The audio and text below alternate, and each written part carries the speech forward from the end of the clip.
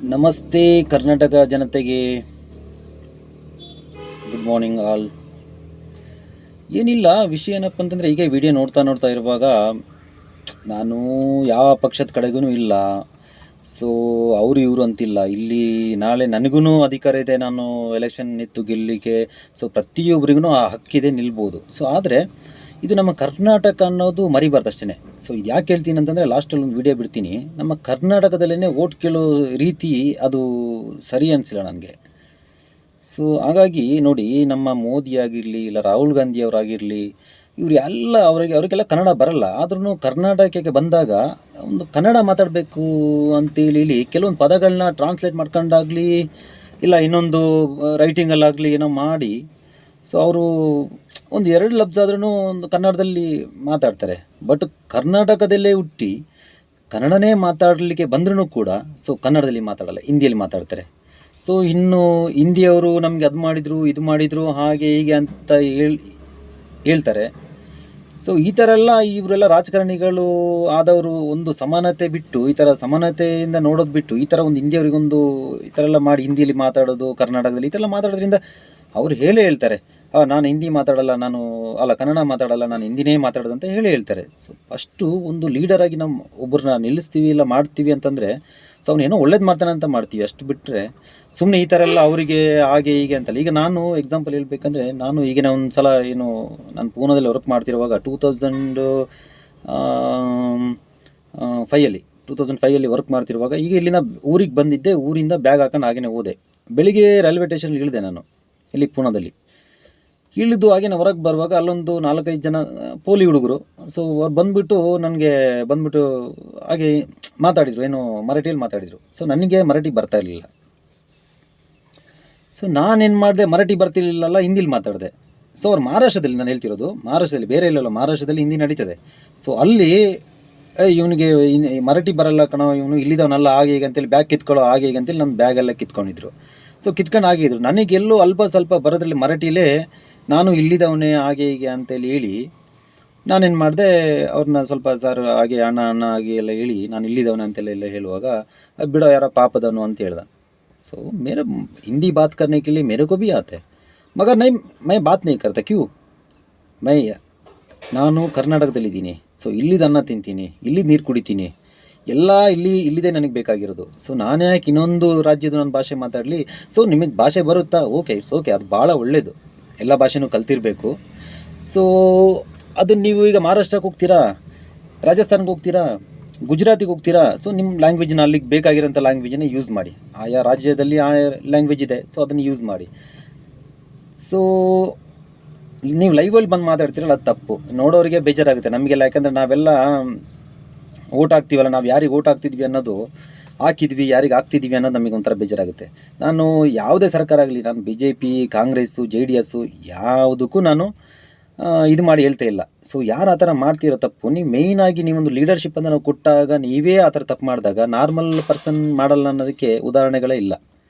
So ಅದಕ್ಕೆ ದಯವಿಟ್ಟು ನೀವು ತಿಳಿದವರು ನೀವೇ ಆ ಥರ ತಪ್ಪುಗಳು ಮಾಡಿದರೆ ಸರ್ವೇ ಸಾಮಾನ್ಯ ಆಗಿಬಿಡುತ್ತೆ, ಎಲ್ಲರೂ ಹಾಗೇನೇ ಮಾಡಿಬಿಡ್ತಾರೆ. ಸೊ ನಿಮ್ಮ ಮಾತುಗಳು ಈ ಥರ ಹಿಂದಿ ಮಾತಾಡೋದಾಗಲಿ, ಇಲ್ಲ ಇನ್ನೊಂದು ಮಾತಾಡೋದಾಗಲಿ, ಅದು ಇದು ಈ ಥರ ಈ ಒಂದು ಮಾತಾಡಿ ಒಂದು ಗಲಭೆ ಎದುರಿಸೋದಕ್ಕಿಂತನೂ ಹೆಚ್ಚಾಗಿ ಹೆಣ್ಮಕ್ಳಿಗೆ ನಮ್ಮ ಇದರಲ್ಲಿ, ನಮ್ಮ ದೇಶದಲ್ಲಾಗಲಿ, ನಮ್ಮ ರಾಜ್ಯದಲ್ಲಾಗಲಿ ಒಂದು ಇದಿಲ್ಲ, ಒಂದು ಒಳ್ಳೆಯ ಒಂದು ಸೇಫ್ಟಿಯಾಗಿರಲಿಕ್ಕೆ ಒಂದು ವ್ಯವಸ್ಥೆ ಇಲ್ಲ. ಅದಕ್ಕೋಸ್ಕರ ಮಾಡಿ ಅತ್ಯಾಚಾರಿಗಳನ್ನ ಗಲ್ಲಿಗಾಕಿ. ಮೊನ್ನೆ ಎಲ್ಲಿ ಸುಂಟಿಕೊಪ್ಪದ ನಮ್ಮ ಇದ್ರ ಹತ್ರ ಮಡಿಕೇರಿಯಲ್ಲಿ ಒಂದು ಹುಡುಗಿನ SLCಯಲ್ಲಿ ಟಾಪಲ್ಲಿ ಮಾರಿಸ್ತಿದ್ಲ ಅಂತ ಹೇಳ್ಬಿಟ್ಟು ಅವಳನ್ನ ಕುತ್ತಿಗೆನೇ ಕಟ್ ಮಾಡಿದ್ದಾರೆ.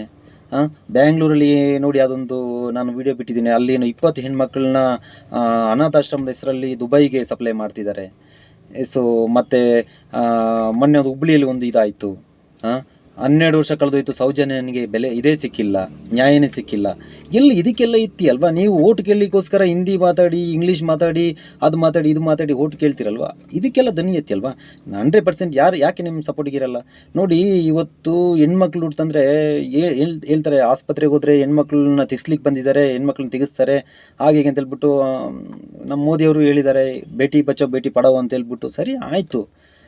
ನಮಗೆ ಹೆಣ್ಮಕ್ಳು ಹುಟ್ಟಂದರೆ ಭಾಳ ಖುಷಿ ಇರ್ತದೆ, ಲಕ್ಷ್ಮಿ ಮನೆಗೆ ಬಂದಂಗೆ ಆಗುತ್ತೆ. ಎಷ್ಟು ವರ್ಷ ತನಕ? 2-3 ವರ್ಷ, 4-5 ವರ್ಷ ತನಕ ನಮಗೆ ಏನು ಟೆನ್ಷನ್ ಇರಲ್ಲ. ಆದರೆ ಈಗ ಅದು ಟೆನ್ಷನ್ನೇ. ಬೆಳೆಯಿಂದ ವಯಸ್ಸಿಗೆ ಬಂತಂದರೆ ಅದಕ್ಕಿರೋ ಅಷ್ಟು ಅದಿರೋ ತಲೆನೋವು ಇದೆಯಲ್ಲ ಯಾರಿಗೂ ಬೇಡ. ಅಷ್ಟು ನಮ್ಗೆ ಎಲ್ಲಿ ಕೆಲಸ ಮಾಡ್ತಿದ್ರು, ಎಲ್ಲಿ ಡ್ಯೂಟಿ ಏನೇ ಮಾಡ್ತಾಯಿದ್ರು ಕೂಡ ನಮ್ಮ ಜೀವ ಪೂರ ಅಲ್ಲೇ ಇರ್ತದೆ. ಯಾಕಂದರೆ ನೀವು ಅತ್ಯಾಚಾರಿಗಳಿಗೆ ಬೇಲ್ ಮೇಲೆ ರಿಲೀಸ್ ಮಾಡೋದು, ದುಡ್ಡಿಗೋಸ್ಕರ ನೀನು ಆಸೆ ಪಟ್ಕೊಂಡು ಅವ್ರನ್ನ ರಿಲೀಸ್ ಮಾಡೋದು, ಅವ್ರು ಇನ್ನೊಂದು 10 ಹೆಣ್ಮಕ್ಳನ್ನ ಹಾಳು ಮಾಡೋದು. ಹಾಗಾಗಿ ನಮ್ಮಲ್ಲಿ ಹೆಣ್ಮಕ್ಳು ಹುಟ್ಟಿದರೆ ಸೊ ನಮಗೆ ಸಾಕ್ಲಿಕ್ಕೋಸ್ಕರ ಅವ್ರಿಗೆ ಹೊಟ್ಟೆಗೆ ಬಟ್ಟೆಗೆ ಅದಕ್ಕೆ ಇದಕ್ಕೆ ಏನು ಬೇಕೋ ಅದಕ್ಕೇನು ನಾವು ಕಮ್ಮಿ ಮಾಡಲ್ಲ. ಆದರೆ ಅತ್ಯಾಚಾರಗಳಿಗೆ ಎದುರಿ ನಾವು ಹೆಣ್ಮಕ್ಳನ್ನ ಸಾಕ್ಲಿಕ್ಕೇ ಹೆದರಿಕೆ ಆಗೋಂಥ ಪರಿಸ್ಥಿತಿ ಆಗಿಬಿಟ್ಟಿದೆ. ನಮ್ಮ ದೇಶದಲ್ಲಿ ಮಾತ್ರ ಅನಿಸುತ್ತೆ ಈ ಥರ ನಡೀತಿರೋದು. ಎಲ್ಲ ಕಡೆನೂ ಇದೆ, ಬಟ್ ಆದರೆ ಇಷ್ಟಿಲ್ಲ. ನಮ್ಮ ದೇಶದಷ್ಟು ಕೀಳ್ಮಟ್ಟ ಇಲ್ಲೂ ಇಲ್ಲ ಅನಿಸುತ್ತೆ. ಏನು ಹೆಣ್ಮಕ್ಳು ಅಂದರೆ ಈಗ ಎಷ್ಟೋ ಜನ ಗಂಡಸರಿಗೆ, ಗಂಡು ಹುಡುಗರಿಗೆ ಹುಡುಗಿನೇ ಸಿಗ್ತಾಯಿಲ್ಲ, ಹೆಣ್ಮಕ್ಳೇ ಸಿಗ್ತಾಯಿಲ್ಲ ಮದುವೆ ಆಗಲಿಕ್ಕೆ. ಈಗೆಲ್ಲ ಇರುವಾಗ ನಮ್ಮ ಇದರಲ್ಲಿ ಒಂದು ಒಳ್ಳೆಯದೊಂದು ಕಾನೂನು ಇಲ್ಲ. ಆಕೆಲ್ಲ ಅತ್ಯಾಚಾರಿಗಳಿಗೆ ಇಲ್ಲ, ಪಬ್ಲಿಕಲ್ಲಿ ಕೊಡಿ, ನಿಮ್ಮ ಕೈಲಿ ಆಗಿಲ್ಲ ಅಂದರೆ ಪಬ್ಲಿಕ್ಕಿಗೆ ಬಿಟ್ಬಿಡಿ. ನೀವೇನು ಅಲ್ಲಿ ಅತ್ಯಾಚಾರ ಏನಾದರೂ ನಡೀತಂದರೆ ನೀವೇ ಏನಾದರೂ ಮಾಡ್ಕೊಳ್ಬಿಡಿ ಅಂತ ಹೇಳ್ಬಿಡಿ. ನಾನು ಎಲ್ಲರ ಬಗ್ಗೆನೂ ಹೇಳೋದು, ಎಲ್ಲರ ಬಗ್ಗೆನೂ ಹೇಳ್ತೀನಿ. ಯಾಕಂದರೆ ಎಲ್ಲಿ ತಪ್ಪು ನಡೀತಿದೆ ಅಲ್ಲಿ ಹೇಳಲೇಬೇಕಾಗ್ತದೆ. ಈಗ ನಮ್ಮ ಪೊಲೀಸ್ ಆದ್ರೂ ಅಷ್ಟೇ, ಅವರು ಎಲ್ಲ ಲಂಚ್ ಏನು ಗೊತ್ತಾ, ದುಡ್ಡು ಕೊಡ್ತೀನಿ ಅಂದರೆ ಏನು ಬೇಕಾದ್ರೂ ಮಾಡ್ಬೋದು ಅಂತ ಅವ್ರ ಮನಸ್ಸಲ್ಲಿ ಕೂತ್ಕೊಂಡ್ಬಿಟ್ಟಿದೆ. ಲಂಚ ದುಡ್ಡು ಕೊಟ್ಟರೆ ಏನು ಬೇಕಾದ್ರೂ ಮಾಡ್ತೀನಿ, ನಾನು ಯಾರನ್ನ ಬೇಕಾದ್ರೂ ಕೊಂದು ಒಳಗೋಗಿ ಹೊರಗೆ ಬರ್ತೀನಿ, ಅತ್ಯಾಚಾರ ಮಾಡಿ ಒಳಗೋಗಿ ಹೊರಗೆ ಬರ್ತೀನಿ. ಸೊ ಈ ಥರದ್ದಿದೆ. ಮತ್ತು ಇನ್ನೊಂದೇನು ಗೊತ್ತಾ, ಮೇಯ್ನ್ ವಿಷಯ ಏನಪ್ಪ ಅಂತಂದರೆ 4-5 ತಿಂಗಳು ಚೆನ್ನಾಗಿ ಊಟ ಹಾಕಿ ಸಾಕ್ತೀರ ಅಲ್ಲಿ. ಯಾಕೆ? ಅತ್ಯಾಚಾರಿ ಸಿಕ್ಕಿದ್ನಾ ಪ್ರೂಫು 24 ಗಂಟೆನ ಬೇಡ, 1 ವಾರ 15 ದಿನ ತಗೊಳ್ಳಿ, ಆಯಿತು. ಸಿಕ್ತಾ ಇಮಿಡಿಯೇಟ್ಲಿ ಹಾಕಿ. ಅಲ್ಲ ಅತ್ಯಾಚಾರಿ ಅವನೇ ಅಂತ ಅಂದಮೇಲೆ ಅದು ಯಾಕೋಸ್ಕರ ಏನಕ್ಕೋಸ್ಕರ ಅದೆಲ್ಲ ಬೇಕಾಗಿಲ್ಲ. ಅವನೇ ಅಂತ ಅಂದಮೇಲೆ ಪ್ರೂಫ್ ಸಿಗ್ತದಲ್ಲ, ಎಲ್ಲ ಫಿಂಗರ್ ಪ್ರಿಂಟ್ಸ್ ಎಲ್ಲ ಚೆಕ್ ಮಾಡಿದ್ರೆ ಸಿಗ್ತದಲ್ಲ, ಹಾಕಿ. ನನಗೆ ಯಾಕೆ ಹಾಕಲ್ಲ? ಅವನ್ನ ಇಟ್ಟು ಅವನೊಂದು ವರ್ಷ ಕಾಲ ಅಲ್ಲಿಟ್ಟು ಅವನೇನೋ ಬೇಲ್ ಮೇಲೆ ತಗೊಂಡು ಮತ್ತೆ ಹೊರಗೆ ಬರ್ತಾನೆ, ಮತ್ತೆ ಬಂದ ಸುಮ್ಮನೆ ಇರ್ತಾನ. ನೆಕ್ಸ್ಟ್ ಮತ್ತೆ ಬರ್ತೀನಿ ಅಂತ ಹೇಳಿ ಇನ್ನೊಂದು ಅತ್ಯಾಚಾರನ ಹಾಗೇನೆ ಮಾಡ್ತಾನೆ. ದಯವಿಟ್ಟು ನಿಮ್ಗೆ ಕೈ ಮುಗಿದು ಕೇಳ್ಕೊಳ್ತೀನಿ, ಎಲೆಕ್ಷನ್ ಬೇಕಾದಾಗ ಮನೆಗೆ ಬಂದುಬಿಟ್ಟು ಎಲೆಕ್ಷನ್ ನನಗೆ ಓಟ್ ಹಾಕಿ ಇದು ಬರಲಿ ಅದು ಬರಲಿ ಅಂತೇಳಿ ಕೇಳ್ತೀರಾ. ಏನಕ್ಕೋಸ್ಕರ ಕೇಳ್ತೀರಾ? ನಿಮ್ಮನೆ ಸಾಕ್ಲಿಕ್ಕೋಸ್ಕರ ಕೇಳ್ತೀರಾ? ಅಲ್ಲ ಏನಕ್ಕೋಸ್ಕರ ಕೇಳ್ತೀರಾ? ಹೆಣ್ಮಕ್ಳಿಗೋಸ್ಕರ ಕೇಳ್ತೀರಾ? ಇಲ್ಲ ತಾನೆ. ಹೆಣ್ಮಕ್ಳಿಗೆ ಎಲ್ಲಿ ನ್ಯಾಯ ಸಿಕ್ತಿ? ಯಾವುದೇ ಪಕ್ಷ ಬಂದರೂ ಹೆಣ್ಮಕ್ಳಿಗೆ ಇಲ್ಲಿ ನ್ಯಾಯ ಸಿಕ್ಕಿಲ್ಲ. ಎಷ್ಟು ವರ್ಷ ಆಯಿತು? ಇದೇ ಥರ ವರ್ಷಕ್ಕೆ 5 ವರ್ಷಕ್ಕೊಂದ್ಸಲ ನೀವು ಬರ್ತೀರಾ, ಕೂತ್ಕೊಂತೀರಾ, ಚೆನ್ನಾಗಿ ಮಾಡ್ಕೊಳ್ತೀರಾ, ಹೋಗ್ತೀರಾ. 5 ವರ್ಷಕ್ಕೊಂದ್ಸಲ ಬರ್ತೀರಾ, ಎಲ್ಲ ಮಾಡ್ಕೊಳ್ತೀರಾ, ಹೋಗ್ತೀರಾ. ಯಾರಿಗೆ ಹೇಳಬೇಕು ಈ ತಪ್ಪನ್ನ? ಯಾರಿಗೆ ಹೇಳಬೇಕು? ನಾವೇನಾದರೂ ಜಾಸ್ತಿ ದನಿ ಎತ್ತಿದ್ರೆ ಎಷ್ಟು ಜನ ಇರ್ತಾರೆ, ಕಮ್ಮಿ ಜನ ಇದ್ರೂ ನೋಡಿ, ಎಷ್ಟು ಜನ ಇದ್ರೆ ನೋಡ್ಬಿಟ್ಟು ಎಲ್ಲರನ್ನ ಅರೆಸ್ಟ್ ಮಾಡಾಕ್ಬಿಡ್ತಾರೆ. ಒಳ್ಳೆ ಮಾತಿಗೆ ಬೆಲೆ ಇಲ್ಲ. ತಪ್ಪಾದವನಿಗೆ ಇಲ್ಲಿ ಹೇಳ್ತೀನಲ್ಲ, ನಮ್ಮ ದೇಶದಲ್ಲಿ, ನಮ್ಮ ಕರ್ನಾಟಕದಲ್ಲಿ ಎಲ್ಲ ನಡೀತಿರೋದು ಈಗ ಏನಂತಂದರೆ, ಯಾವನು ತಪ್ಪು ಮಾಡ್ತಾನೋ ಅವನ ಹಿಂದೆ ಬೇಜಾನ್ ಜನ ಇರ್ತಾರೆ. ಯಾವನು ತಪ್ಪು ಮಾಡಲ್ವೋ, ನಿಯತ್ತಾಗಿ ಹೋಗ್ತಿರ್ತಾನೋ ಅವನ್ನ ಕಾಲು ಇಳಿಲಿಕ್ಕೇ ನೋಡ್ತಾರೆ. ತಪ್ಪು ಮಾಡ್ತಾನಲ್ಲ ಅವನಿಗೆ ಮಾತ್ರ ಏನು ರಾಜಗೌರವ ಅವನಿಗೆ. ಯಾಕೆ ಅತ್ಯಾಚಾರಿಗಳಿಗೆ ಬಿಡಬೇಡಿ. ಹೆಣ್ಮಕ್ಳು ನಾವು ಹೇಳ್ತೀವಲ್ಲ, ಹೆಣ್ಮಕ್ಳು ಇದ್ದವರೇ ನಾವೇ ಹೇಳ್ತೀವಲ್ಲ, ಹೆಣ್ಮಕ್ಳನ್ನ ಸಾಕ್ಲಿಕ್ಕೇ ನಿಜವಾಗಿ ಹೇಳ್ತೀನಿ ಅಷ್ಟು ಭಯ ಆಗುತ್ತೆ, ಅಷ್ಟು ಇದಾಗುತ್ತೆ. ಯಾಕೋಸ್ಕರ? ಅತ್ಯಾಚಾರಿಗಳಿಗೋಸ್ಕರ ಇದ್ರಿ, ಬೇರೆ ಇನ್ನೇನು ಅಲ್ಲ. ಅವ್ರನ್ನ ಸಾಕ್ಲಿಕ್ಕೆ ನಮಗೆ ಇದಾಗಲ್ಲ. ಅವ್ರಿಗೆ ಎಷ್ಟು ಖರ್ಚಾದ್ರೂ ಖರ್ಚು ಮಾಡ್ತೀವಿ. ನಾವು ದುಡಿತಿರೋದೇ ಅವರಿಗೋಸ್ಕರ ಅಂದಮೇಲೆ ಖರ್ಚು ಮಾಡಲ್ವಾ? ಎಲ್ಲರೂ ಗಂಡ್ಮಕ್ಳು ಅಂತ ಹೋದ್ರೆ ಹೆಣ್ಮಕ್ಳು ಎಲ್ಲಿ ಸರ್ ನಮಗೆ? ನಮ್ಮ ದೇಶದಲ್ಲಿ ಕೆಲವೊಂದಿನ ಅದೇ ಹೇಳೋದು. ಮೊನ್ನೆ ಯಾವುದೋ ಒಂದು ವೀಡಿಯೋದಲ್ಲಿ ನೋಡಿದೆ, ನಮ್ಮ ಹೆಣ್ಮಕ್ಳನ್ನ ಈ ಥರ ನೀವು ಅತ್ಯಾಚಾರ ಮಾಡಿ ಈ ಥರ ನೀವು ಇದು ಮಾಡ್ತಾ ಹೋದರೆ ನೆಕ್ಸ್ಟ್ ಬರೋ ದಿನಗಳಲ್ಲಿ ಮ್ಯೂಸಿಯಮಲ್ಲಿ ನೋಡಬೇಕಾಗುತ್ತೆ ನೀವು ಅಂತ. ಅದು ನಿಜವಾದ ಮಾತೆ. ಕೊನೆಗೆ ಅದೇ ಪರಿಸ್ಥಿತಿ ಬರುತ್ತೆ ಅಂತ ಅನಿಸುತ್ತೆ. ಯಾಕಂದರೆ ಎಲ್ಲ ರಾಜಕೀಯದೊಳಗೆ ಮುಳುಗಿದೆ. ಹೀಗಾಗಿ ನಾನು ಆ ಪಕ್ಷ ಈ ಪಕ್ಷ ಅಂತ ಹೇಳ್ತಿಲ್ಲ, ನಾನು ಮತ್ತೆ ಹೇಳ್ತೀನಿ, ನಾನು ಯಾವ ಪಕ್ಷನ ದೂರ್ತಿಲ್ಲ. ಬಟ್ ಯಾರು ರಾಜಕೀಯಕ್ಕೆ ಬರ್ತಿರೋ, ಯಾರು ಅಲ್ಲಿ ಮೇಯ್ನಾಗಿ ನೀವು ನಿಲ್ತಿರೋ, ಸೊ ಅಟ್ಲೀಸ್ಟ್ ಒಂದು ಒಳ್ಳೆ ಕೆಲಸಗಳನ್ನ ಮಾಡಿ ಅಲ್ಲ. ಫಸ್ಟು ಒಂದು ಹೆಣ್ಮಕ್ಳನ್ನ ಸೇವ್ ಮಾಡೋದು ಹೇಗೆ, ಅದಕ್ಕೊಂದು ಒಳ್ಳೆ ಕಾನೂನು ತಗೊಬನ್ನಿ. ಬರೀ ಅದು ಈ ಎಲೆಕ್ಷನ್ ಬಂತಂದರೆ 4-5 ತಿಂಗಳು ಅಲ್ಲೇ ಹಾಳಾಗುತ್ತೆ. ಅಲ್ಲಿನೇ ಅದು ಓಡಾಟ ಇದು ಓಡಾಡೋದು. ಅರೆ ನೀವು ನಿಯತ್ತಾಗಿ ಕೆಲಸ ಮಾಡಿದ್ರೆ ನೀವು ಗೆದ್ದೇ ಗೆಲ್ತೀರಾ. ಯಾಕೆ ಪ್ರಚಾರ ಬೇಕು ನಿಮಗೆ? ನಿಮ್ಮ ಒಳ್ಳೆ ಕೆಲಸಗಳನ್ನ ನೋಡ್ತಾರೆ ಜನಗಳು. ಈಗೆಲ್ಲ ಸೋಷಿಯಲ್ ಮೀಡಿಯಾ ಇದೆ, ಎಲ್ಲ ವಿಷಯಗಳೆಲ್ಲ ಗೊತ್ತಾಗುತ್ತೆ. ಹಾಗೆ ದಯವಿಟ್ಟು ನಿಮಗೆ ಕೇಳ್ಕೊಳ್ಳೋದಿಷ್ಟೇ, ಹೆಣ್ಮಕ್ಳಿಗೆ ಸ್ವಲ್ಪ ಸಪೋರ್ಟ್ ಮಾಡಿ. ಹೆಣ್ಮಕ್ಳನ್ನ ಸಾಕಲಿಕ್ಕೆ ಅವ್ರ ಮನೆಯಲ್ಲಿ ಖುಷಿಯಾಗಿ ಹೆಣ್ಮಕ್ಳು ಹುಟ್ಟಿದ್ರು ಕೂಡ ಖುಷಿಯಾಗಿ ಇರೋ ಥರ ಮಾಡಿ. ಹೆಣ್ಮಕ್ಳು ಹುಡ್ತಲ್ಲಪ್ಪ ಅಂತ ಬೇಜಾರು ಮಾಡ್ಕೊಳ್ಳೋ ಥರ ಮಾಡಬೇಡಿ.